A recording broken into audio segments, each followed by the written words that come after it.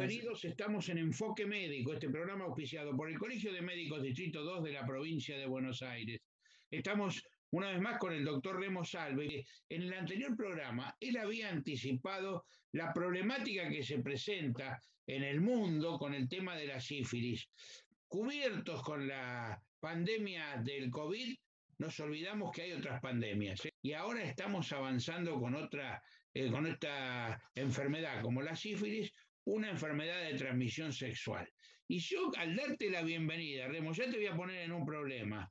Decime una cosa, antes cuando éramos chicos se decía enfermedades venéreas, ¿y ahora por qué se dice enfermedades de transmisión sexual? Mira, Carlos, me encantó tu pregunta, porque nunca se aclara esto. Se llamaron siempre enfermedades venéreas. Yo me formé en la escuela de dermatovenereología en el Hospital Rawson, y la escuela francesa es dermatovenereología. Se llamaban enfermedades venéreas porque la palabra venéreas deriva de Venus, la diosa del amor de la mitología romana. Y en un movimiento feminista, en la década del 70, reclamaron por qué estas enfermedades tenían que estar representadas por la imagen de una mujer. Si la transmite tanto el hombre como la mujer, ¿por qué no le pusieron enfermedades apolíneas, por ejemplo? Y lógico, en una sociedad machista como la nuestra, cualquier día le íbamos a poner enfermedades apolíneas. Siempre a alguien le tenemos que echar la culpa, y se les echábamos a las mujeres. ¿Vos te acordás cuando éramos chicos? Te decían que la purgación, que las enfermedades de transmisión sexual las contagiaban las mujeres. Nunca nos preguntábamos quién había transmitido la enfermedad a las mujeres, ¿no es cierto? Y por eso a partir del 70 se les empieza a llamar enfermedades de transmisión sexual o infecciones de transmisión sexual. Que si vos me dejás agregar algo en homenaje a un maestro, el doctor Maglio, él decía que realmente se tendrían que llamar enfermedades de transmisión genital u orogenital, ¿no es cierto? Porque la sexualidad es el afecto, es el amor. Entonces, relacionar estas enfermedades con el afecto no va. Entonces, hay que llamarla enfermedad de transmisión genital. El Ministerio de Salud de la Nación ha encargado una serie de elementos para prevenir el avance que se está notando en estas enfermedades, especialmente en la sífilis. Bueno, yo quiero que vos me definas qué es la sífilis, que me cuentes. Bueno, Carlos, vos sabés que las enfermedades de transmisión sexual tienen en común que se transmiten casi siempre, en la mayoría de los casos, por transmisión genital, como decíamos hoy. Y vos sabés que estas enfermedades se diferencian después en la evolución clínica de cada una de ellas, pero en el comportamiento son similares. Vos fijate, Carlos, que el libro más antiguo de la humanidad, del que se tiene noticias, es el Antiguo Testamento, más específicamente el Levítico, que se refiere a 3600 años antes de Cristo.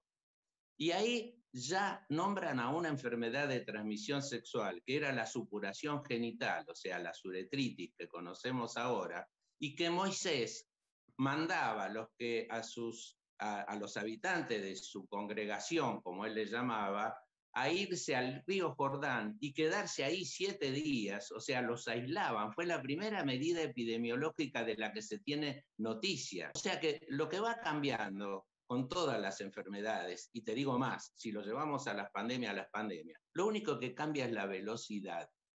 Yo me acuerdo que el primer folleto que hicimos fue un tríptico que en la tapa decía que este árbol, y el árbol decía SIDA, no tape el bosque. Y adentro dice, porque las enfermedades de transmisión sexual son múltiples. Y vos fijate que la sífilis, volviendo ahora a la sífilis se va de América con Colón.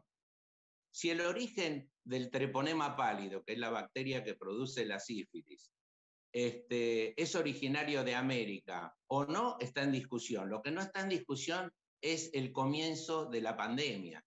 Porque Colón, cuando vuelve a Europa, vuelve con las 2/3 partes de la tripulación infectadas y enfermas de sífilis. Su tripulación, que eran mercenarios, no sabían que habían descubierto un continente nuevo, entonces no tuvieron ningún premio. el premio fue darles trabajo. Se enrolaron en el ejército que estaban despidiendo los reyes católicos en Barcelona para ir a recuperar Nápoles, que estaba invadido por los franceses. Todo el ejército español, que llevaba 500 prostitutas de cohorte, se infectó todo el ejército. Infectaron a los napolitanos infectaron a los franceses, que vinieron también a reconquistar Nápoles de los españoles, y el ejército español y el ejército francés se tuvieron que volver a Francia y a España, diezmados por la sífilis. Y vos fijate que estamos hablando de 1492, y Chaudin detecta al culpable, digamos, de esta enfermedad, a una bacteria que se llama treponema pálido, recién en 1905. De 1492 pasaron casi 700 años. Y en 1943 recién se descubre la penicilina y que es efectiva en la sífilis. A todo esto, imagínate, Carlos, lo que sucedió con los tratamientos. Desde que se aísla el treponema pálido en 1905 hasta que aparece la penicilina, fue de terror por lo que pasó la humanidad. Porque a las personas, inclusive a los que iban al servicio militar en la guerra, le ponían una inyección de mercurio. Y de ahí está el famoso dicho de esa época: una noche con Venus y toda una vida con Mercurio, porque era de por vida el tratamiento, pero el mercurio era tan tóxico que terminaba con la persona, no solamente con el treponema. Y después aparece el arsénico en 1906. Y el que descubre el arsénico, Ehrlich, recibió un premio Nobel por eso, pero mató tanta gente que se piensa que Ehrlich murió joven de un infarto por todo el desastre que hizo en la humanidad con el arsénico. Después en 1920 aparece el bismuto y también no era un medicamento fácil, el bismuto. Así que fíjate vos cómo fue pasando el tiempo. Me hace acordar primero a un profesor de La Plata que decía: miren muchachos, que antes la sífilis viajaba en carreta, ahora viaja en avión. O sea, lo que va cambiando es la velocidad. Porque si yo comparo la sífilis con la epidemia del SIDA, vos no sabés qué parecido que tiene, hasta merece un programa especial, porque lo único que cambia es la velocidad. Y el mayor sifilólogo del mundo, que era de París, Philippe Ricord, dice: la Biblia tendría que decir, y al principio Dios creó el cielo, la tierra, el hombre y las enfermedades venéreas. Así que se piensa que las enfermedades venéreas existen desde que existe la humanidad y que van a morir con nosotros, con los seres humanos, porque somos los habitantes, somos los huéspedes de estas bacterias, de estos virus y de estos parásitos, y somos los que la padecemos.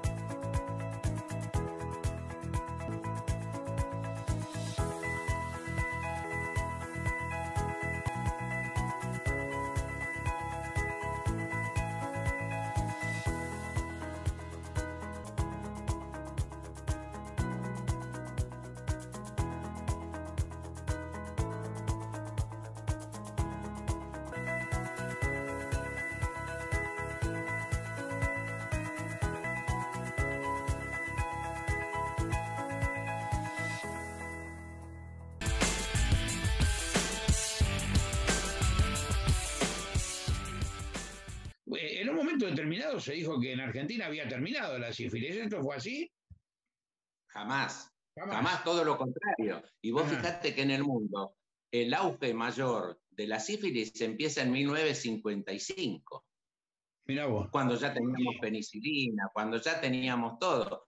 Y porque en el 55 y el 60, que aparecen las píldoras anticonceptivas, antes las personas usaban preservativo para protegerse de los embarazos no deseados, claro, no de las enfermedades de transmisión sexual o a la persona con la que tenía la relación genital, ¿no es cierto? Y cuando aparecen los anticonceptivos orales, se tiró por la borda el preservativo y ahí hubo una liberación sexual. Y a partir de ahí nos olvidamos que había enfermedades de transmisión sexual. Tanto es así que ahora, como método anticonceptivos, se olvidan de decir, a pesar del método anticonceptivo, que puede ser un DIU, que puede ser por pastillas, como sea, por vía oral, no se tienen que olvidar del preservativo si no tienen una pareja estable y mutuamente fiel. Pero siempre el médico tiene que saber que cuando ve a un paciente con una sífilis o con cualquier enfermedad de transmisión sexual o genital, como me gusta decir a mí, sabe que tiene afuera otra persona y de esa persona tiene a otra y otra. Es una cadena que puede ser infinita y nosotros tenemos que llegar hasta lo más posible. Nosotros tenemos que convencer al paciente que traiga a su pareja o a su partener y a esa otra persona después buscar esa otra parte y llegar hasta donde podemos llegar. Para eso hay asistentes sociales que son muy duchas en el tema, que se conquistan al paciente, que le hacen entender que es para bien de él todo lo que se está haciendo, y entonces ya mienten menos y se puede llegar a tratar a otras personas, no solamente al que viene al consultorio. ¿Quién le quita la condición humana al hombre y a la mujer de poder ser infiel, ¿no? También. No, el placer biológico del contacto genital, del contacto sexual, si le queremos llamar, es sublime, es único. Si eso va acompañado de afecto y de amor, es mucho mejor y más sublime. Claro. Eso es lo que pensamos. Pero puede ser con afecto, sin afecto. El placer existe. Vamos a la sífilis de nuevo. ¿Cuáles son las manifestaciones más comunes que hay que tener en cuenta para poder decir, bueno, guarda, voy a ver qué pasa, voy a consultar a un médico, ¿qué me está pasando? ¿Cuáles son? Sí, mira, decíamos que el causante es una bacteria que se llama treponema pálido. Este treponema pálido tiene forma de resorte y se ve solo al microscopio porque tiene micrones. Y es anaeróbico. ¿Qué quiere decir esto? Que con el oxígeno se muere. Por eso busca lugares escondidos, lugares donde hay poco oxígeno. El hombre que no está circuncidado es ideal para que se meta por debajo del prepucio el treponema y le haga una herida en el surco válano prepucial, o sea, en la cabeza del pene, por abajo del prepucio. Y en la mujer busca generalmente también el fondo de la vagina. A veces lo hace en la parte externa, en los labios, pero generalmente el 80% se van al fondo de la vagina y esta herida que se llama chancro se la produce en el cuello del útero. Ese es el periodo primario de la enfermedad. Estos chancros pueden aparecer en el labio, en los genitales, siempre va a aparecer un ganglio, porque a las pocas horas de que penetró este treponema en la piel o en las mucosas principalmente, ya pasan a la sangre y al tejido linfático. Y en el tejido linfático, el primer filtro que encuentran es el ganglio, por eso se pone grande. El paciente que viene con un chancro en el labio, nosotros nos damos cuenta porque ya viene con un bulto acá abajo que es el ganglio. Lo mismo sucede en los genitales, en la zona inguinal. En la mujer no, porque el cuello del útero drena los linfáticos hacia adentro de la cavidad. Por eso que en la mujer se pierde la oportunidad de detectar el chancro o la sífilis en el primer estadio, que es el del chancro, que con una sola dosis de penicilina generalmente ahí alcanza. Porque la mujer, el doble peligro que padece es que puede quedar embarazada, no hacerse nunca un análisis, no saber que está con sífilis y transmitirle la enfermedad a su bebé, que esto merece un capítulo aparte que después, si hay tiempo, lo podemos conversar. Y bueno, el primer estadio después, es el chancro. Después te pasa con esa herida, ese chancro, se cura solo, porque el treponema ya desapareció de la superficie y eso se cura como si yo me hubiera agarrado con un cierre, que es con lo que a veces se puede confundir. Se cura solo, me pongo una pomada y se va, pero la enfermedad quedó por dentro. Pueden pasar de 2 meses a 2 años sin ninguna manifestación, pero dentro de ese periodo, que se llama periodo latente, pueden aparecer el periodo secundario de la sífilis. Y a este periodo secundario se le llama el carnaval de la medicina o la gran simuladora. ¿Por qué? Porque se disfraza de cualquier enfermedad, con manifestaciones floridas en la piel y en las mucosas, Y por eso siempre los dermatólogos, antes del VIH, son los que se hicieron cargo de las enfermedades de transmisión sexual, porque el 90% de las enfermedades se diagnosticaban en un servicio de dermatología o en un consultorio de piel. Y ese periodo secundario también dura una semana o dos y después se desaparece todo, solo. O sea que es como si de los nidos que habían elegido los treponemas en el organismo salen en un determinado momento y salen a la piel y después vuelven a sus nidos. ¿Y cuáles pueden ser sus nidos? Porque después viene otro periodo de latencia, que es el periodo de latencia tardía. Y después esos treponemas, de acuerdo al lugar a donde está, producen lesiones. Por ejemplo, si se asentaron en las válvulas del corazón, producen problemas en las válvulas cardíacas. Si se asientan en el cerebro, pueden producir hasta demencia por una sífilis. Si se alojan en la espina dorsal, pueden producir problemas de la sensibilidad y hasta una parálisis general progresiva, que es lo que se veía antes de la aparición de la penicilina, era la enfermedad más común, la parálisis general progresiva, o sea, de los 4 miembros por la sífilis.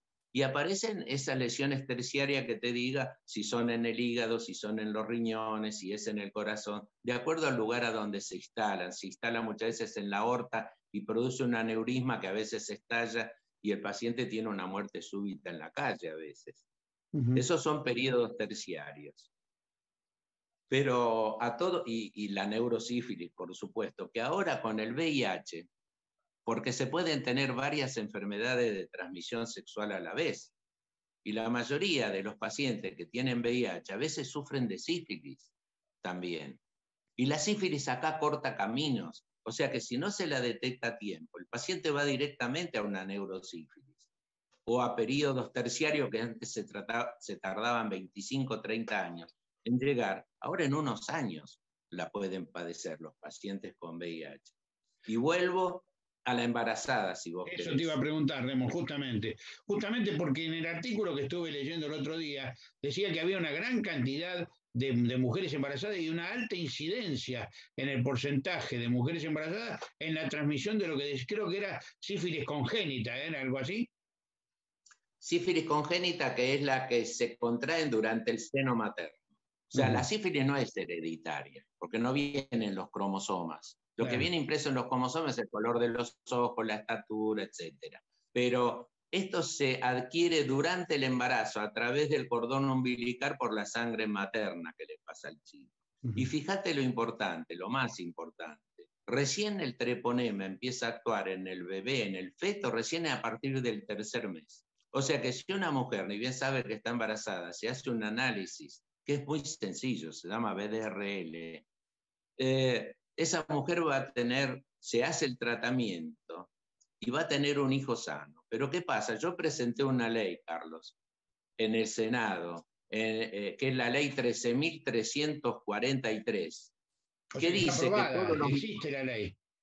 La ley existe, está aprobada, pero nunca fue reglamentada en el Ministerio de Salud, así que nunca se puso en práctica. A pesar de que fui hasta el ministerio, hablé con gente muy importante y nunca me dieron bolilla. Pero ¿Y en qué año fue aprobada esa ley? ¿En qué año fue aprobada esa esa ley? ley? Fue aprobada en el 2005 más o menos. 2005, o sea que pasaron unos cuantos ministros de salud en el medio. No, ni hablar, ni hablar. Y vos sabés, Carlos, que esta ley dice que todo médico debe solicitar a la embarazada en el 1º, 3º y 7º mes de embarazo este análisis BDRL para detectar la sífilis. ¿Que sabés cuánto le sale a un ministerio ese gasto? 2,50 pesos, porque la BDRL es baratísima. Es baratísima.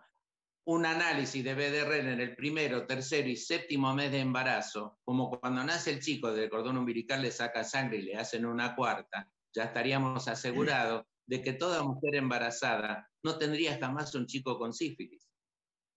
Solo con ese análisis. ¿Sabes? Porque ¿qué puede suceder con una mujer que no sabía que tenía sífilis y que está embarazada? Así te lo resumo, mira, un 25% puede ser que tenga una infección después del 3er mes en el útero y ese chico puede nacer muerto o con sífilis congénita precoz. El otro 25% puede nacer y puede nacer sano, pero pasados los 2 años, los 2 meses o los 2 años pueden empezar a aparecer manifestaciones igual que el adulto con la sífilis secundaria. Bien. El chico lo traen todo brotado, con el hígado más grande, el vaso más grande, le duele cuando le tocan los huesos. Eso se llama sífilis congénita precoz. Y muchas veces, a pesar de los tratamientos, el chico puede fallecer. También puede suceder en otro 25% que el paciente recién le descubren su problema en el secundario, cuando se desarrollan los caracteres secundarios de la adolescencia, porque pueden tener sordera, puede arquearse la tibia, pueden tener problemas en la mandíbula, o sea, una serie de problemas que ahora no viene al caso, pero se llama sífilis congénita tardía. Bien. Y un 25%... Sí, sí, termina la idea. Y el otro 25%, que puede ser que en ese momento todos los treponemas están en sus nidos, no se mueven por la sangre, y una mujer puede tener un hijo sano. Pero vos fíjate que del 100% de las mujeres que tienen sífilis y están embarazadas, solo el 25% van a tener un hijo sano, si no hace tratamiento. Remo, lamentablemente se nos fue el programa, porque es tan atrapante lo tuyo, pero yo te puedo comprometer a grabar otro programa más, siguiendo y desarrollando este tipo de cosas, que le interesa mucho a la comunidad, le interesa muchísimo a la gente, y en la medida que vas hablando le interesa más. Te agradezco mucho. A mí me encanta hablar de este tema. Bueno, y lo importante, yo, Carlos, lo único que te digo es que hablo más por viejo que por sabio, porque uno lo que quiere transmitir es la experiencia, porque si yo hablo de los periodos de la sífilis o de cualquier enfermedad de transmisión sexual, hoy día cualquiera se mete por internet y va a encontrar un material precioso. Sí. Entonces es bueno hablar de la historia, de la experiencia de cada uno, y yo creo que eso es lo que más sirve. Muy bien. Remo, muchísimas gracias. Muchísimas gracias. A vos. Es el doctor Remo Salve, un reconocido médico al que precisamente le hacemos llegar el saludo de los directivos del Colegio de Médicos Distrito 2 de la provincia de Buenos Aires, porque sé que tiene una excelente relación. Un abrazo grande a Salvador Lograto, que la quiero mucho. Bueno, bárbaro, porque sé que tiene una excelente relación con ellos y a usted también le queremos agradecer, señores, que nos hayan seguido. Por supuesto, la semana próxima estaremos una vez más aquí con este programa que es auspiciado por el Colegio de Médicos Distrito 2 de la provincia de Buenos Aires. Mi nombre es Carlos Sinicalchi, los espero la semana próxima. Hasta entonces.